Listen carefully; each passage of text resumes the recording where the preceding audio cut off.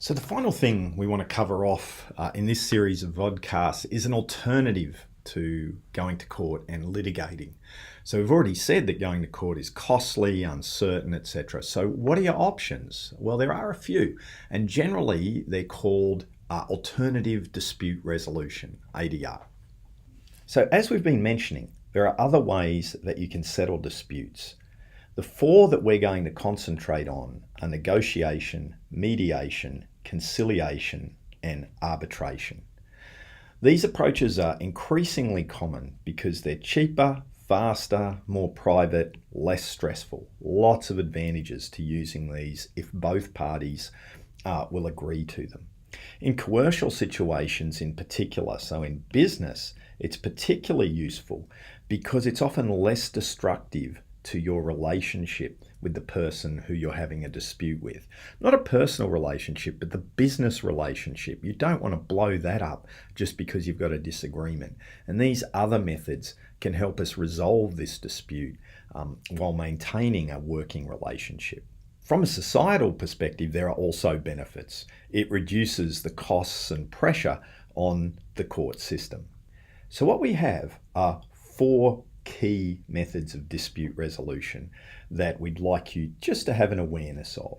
You can think of these four as kind of running along a continuum. At the one end, they involve only the parties to the dispute. So that's negotiation, right? That's where the parties engage directly to find some form of acceptable solution. So you just negotiate with each other. You don't have to go to court. The next method that we could use is mediation. So here we start to introduce an independent third party, the mediator, to try and get an agreement that's acceptable to everyone. These agreements aren't legal binding, and the mediator helps the party explore the options. So we go from the parties alone to a third party helping explore options. Conciliation is a step further along the involvement of a third party. While it's similar to mediation in that we've got this neutral third party, a conciliator, they're more active than the mediator. They start suggesting, okay, so the third party suggests solutions. Again, any agreements reached are not binding unless they enter a contract, etc. as part of it, but generally the agreement here is not binding. It's just the agreement that people will then put in place because they've reached that agreement. Finally, we have arbitration. Again, we have this independent third person called an arbitrator, and the arbitrator makes a decision that is binding. Okay, so here we have a third party deciding, and this is often used in building disputes.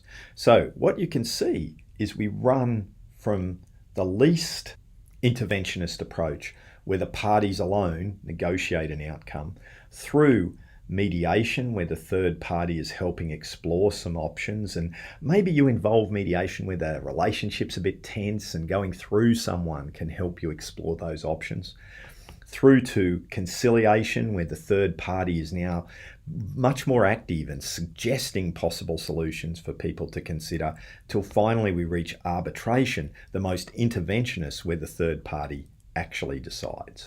So it's really important to remember that there are these alternatives to going to court and litigating when we're faced with disagreements and disputes in the business setting. Hopefully that gives us a bit of a handle on what some of our major options are.